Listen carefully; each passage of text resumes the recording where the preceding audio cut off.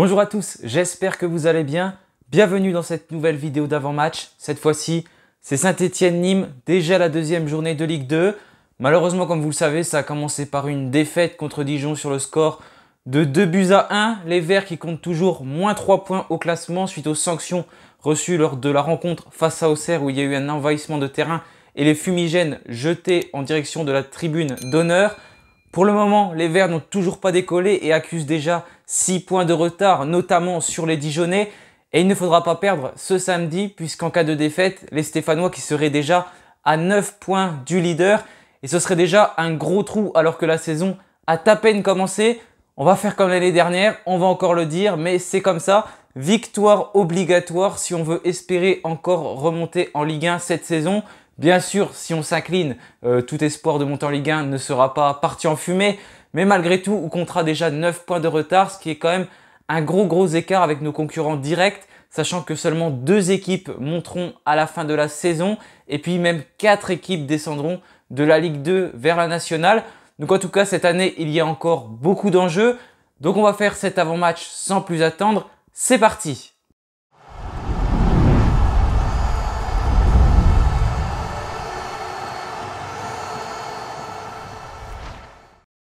Et voilà, comme vous l'avez vu, une nouvelle intro pour débuter cette nouvelle saison. Bon, c'est la deuxième journée de Ligue 2, mais ce n'est pas grave. Donc je remercie comme l'année dernière Hugues, graphiste vidéo, parce que c'est encore lui qui m'a fait cette introduction. J'espère que vous l'appréciez, en tout cas, moi je l'aime beaucoup. Je le remercie parce que ça lui a pris beaucoup de temps, ça je le sais. Et puis franchement, c'est encore lui qui m'a dit qu'il pouvait le faire sans problème. C'est un supporter de Reims, c'est même pas un supporter stéphanois. Il suit les vidéos. Donc franchement, je te remercie. Je t'ai déjà remercié plein de fois, mais je te remercie en vidéo pour avoir fait encore une fois cette introduction. Parce que c'est vraiment magnifique. Je vous mets le lien de sa chaîne dans la description. N'hésitez pas à aller la voir, à vous abonner parce qu'il fait également plein de montages vidéo. Donc franchement, allez le récompenser. Ça me ferait très plaisir qu'il gagne un petit peu en abonnés parce que franchement, il le mérite beaucoup. Donc encore un grand merci à toi Hugues. Maintenant, on va se pencher sur cet avant-match entre Saint-Étienne et Nîmes. On va également pouvoir parler de l'actualité stéphanoise parce qu'elle a pas mal avancé en ce jeudi après-midi. Un départ, Zaidou Youssouf, et une arrivée, Lenny Pintor. On va avoir l'occasion d'en reparler tout simplement en évoquant les absents du côté de Saint-Étienne. On va d'ailleurs commencer par ça. Donc déjà, vous le savez, je pense, Laurent Batles qui a écarté beaucoup de joueurs, 3 joueurs, suite à la mauvaise prestation contre Dijon. Premièrement, Denis Bouanga, il l'a écarté surtout parce qu'il avait pris un carton rouge. Et du coup, forcément, comme il a pris un carton rouge, il ne pourra pas disputer la rencontre face à Nîmes, qui, je le rappelle d'ailleurs, sera malheureusement à huis clos, parce que vous le savez qu'il y a une sanction qui a été prise et que le stade Geoffroy Guichard sera à huis clos pendant au moins 4 matchs, plus 2 avec sursis. Donc ça, c'est le premier des 4 matchs. Donc Denis Bouanga ne sera pas présent. Un autre joueur, c'est Masson. Il avait fait un match pitoyable contre Dijon. Il était sorti à la mi-temps et puis finalement Laurent Batles ne lui aura pas raccordé sa confiance cette semaine. Il a décidé entre guillemets de le punir et il n'a pas participé aux séances collectives avec le groupe. Il s'est entraîné tout seul avec notamment Zaidou Youssouf qui a également été écarté du groupe et qui donc ne disputera pas cette rencontre. Mais il y a aussi autre chose pourquoi il ne dispute pas la rencontre, parce que tout simplement il n'évolue plus sous les couleurs stéphanoises. Il s'est engagé ce jeudi après-midi donc dans le club portugais, il faut que je regarde le nom quand même, Famalicão. Donc il a rejoint ce club portugais cet après-midi. Ce club a déboursé donc 1 million d'euros pour s'attacher les services du milieu terrain stéphanois arrivé de Bordeaux en 2019. Il lui restait 1 an de contrat avec Saint-Étienne. On le voyait bien, ça n'allait plus depuis quelques temps, même depuis qu'il était revenu de sa grosse blessure il y a, ça doit faire déjà peut-être 1 ou 2 ans maintenant. On voit qu'il ne retrouvait plus son niveau alors que c'était un joueur qui avait un gros potentiel au début quand il était là à Saint-Étienne. Mais malheureusement, c'était quelqu'un qui avait l'air un petit peu aussi de choisir ses matchs. Donc je pense que c'est dans la logique des choses que Zaidou Youssouf quitte le club. Et puis il y a d'autres joueurs qui ne seront pas là. Malheureusement, Anthony Briançon ne pourra pas disputer cette rencontre. Lui qui avait pris le capitanat à Saint-Étienne. Il a été touché aussi lors du premier match contre Dijon. Il pensait que c'était une béquille au niveau des fessiers. La douleur serait un petit peu redescendu dans son corps et finalement il ne pourra pas jouer cette rencontre. Laurent Batles l'a évoqué en conférence de presse. Il préfère ne pas prendre de risques. En théorie, je pense qu'il aurait pu jouer, mais il préfère le laisser au repos et pouvoir ensuite avoir Anthony Briançon en pleine forme plutôt que il dispute ce match déjà sur une jambe et qu'ensuite la douleur prenne encore plus d'ampleur et il ne puisse plus disputer d'autres matchs avec Saint-Etienne. Donc voilà au niveau des absents, est-ce que j'en ai oublié? Ouais, bien sûr, il y a Dylan Chambaud, donc lui c'est pareil, il est toujours touché au niveau du poignet. Il a repris l'entraînement également de façon individuelle et il devrait revenir progressivement durant le mois de septembre, mais pour l'instant il souffre toujours de ses fractures au niveau du poignet. Donc il y a quand même pas mal d'absents à Saint-Etienne. Est-ce qu'il va y avoir des retours? Aymen Mouefek, Seydou Sow, on pourra voir s'ils seront là lors de cette rencontre contre Nîmes. Le groupe qui va bien sûr apparaître ce vendredi aux alentours de 19 h. Pour l'instant, on ne connaît pas la liste qu'a choisi de convoquer Laurent Batles. Mais en tout cas, voilà pour les principaux absents du côté de Saint-Etienne. Et il y a un autre joueur qui pourrait être convoqué, c'est le nouvel arrivant, c'est Lenny Pintor. Donc lui qui a été formé à Bastia. Il a terminé sa formation même du côté de Brest parce que Bastia avait été relégué administrativement. Et finalement, il a ensuite pris le chemin du club voisin, du club rival, l'Olympique Lyonnais, pour la somme de 5 millions d'euros. Il n'a presque pas eu de temps de jeu sous le maillot de l'OL. Il a joué seulement 1 minute avec le groupe professionnel. Et je crois d'ailleurs que c'était une rencontre face à Nîmes, si je ne dis pas de bêtises. Et ensuite, il a été surtout prêté du côté de Troyes. Donc c'est comme ça que Laurent Batles a connu ce joueur, comme beaucoup qui sont arrivés à Saint-Etienne. Dylan Chambaud, Jimmy Giraudon, voilà, tout son staff. Bref, Laurent Batles s'est beaucoup appuyé sur les joueurs qui venaient de Troyes. Et Lenny Pintor, lui, il est arrivé à Troyes. Il a joué 2 saisons, il me semble, dont la saison où Laurent Batles a fait monter son équipe en Ligue 1. Et ensuite, forcément, il a moins joué puisque en février 2021, il a souffert d'une très grosse blessure à seulement 21 ans. Il s'est fait une rupture des ligaments croisés. C'est un joueur qui avait quand même un très gros potentiel. C'est un ailier qui peut également jouer buteur.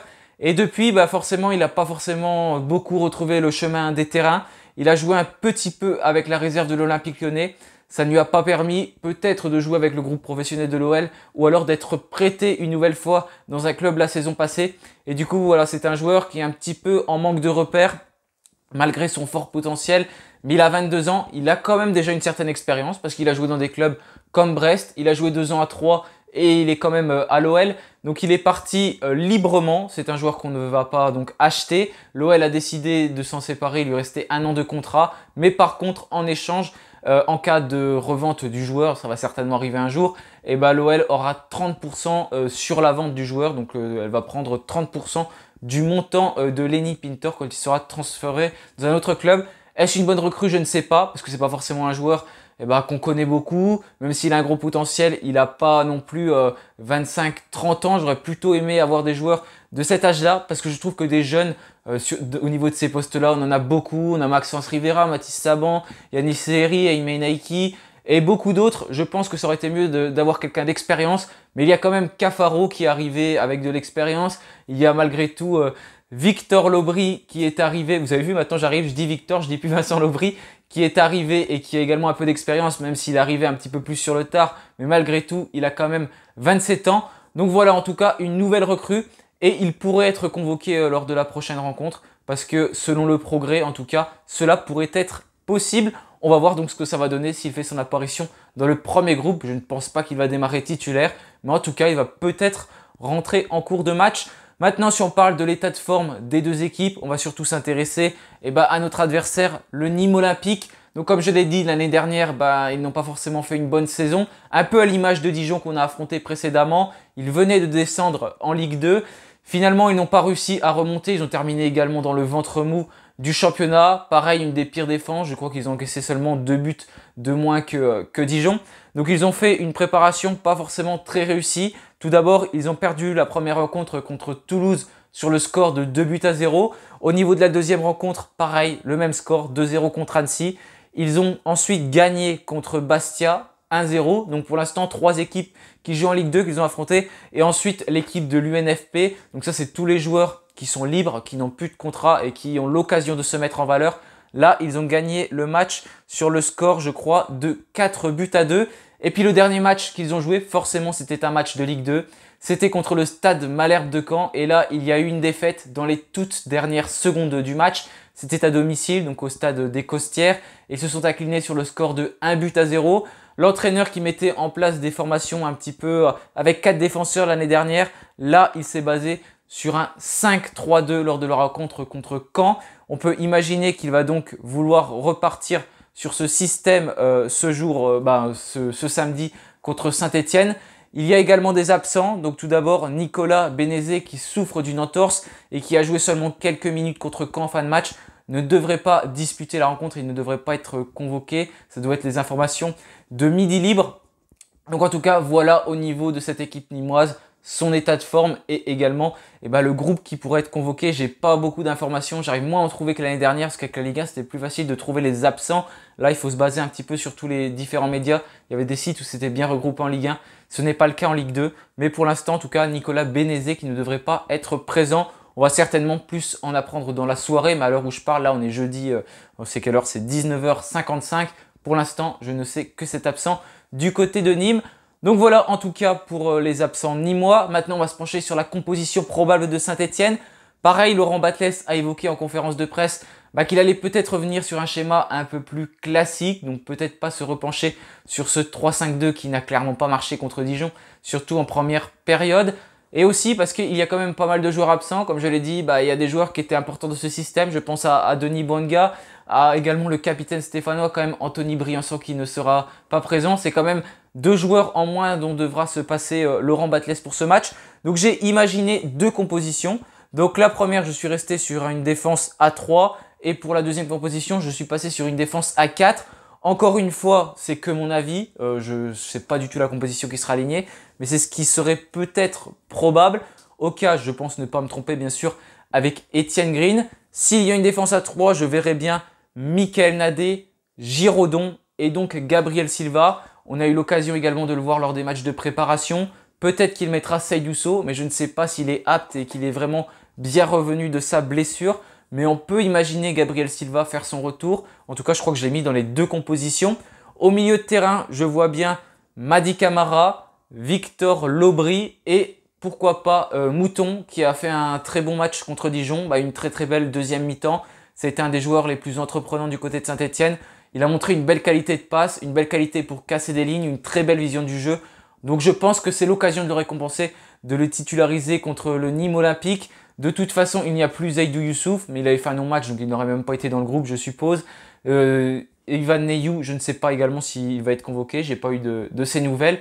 Mais je pense que Mouton pourrait être récompensé et être aligné d'entrée. En tout cas, c'est quelque chose que je souhaite vraiment parce que c'est un joueur, je pense, qui va être important durant cette saison du côté de Saint-Étienne.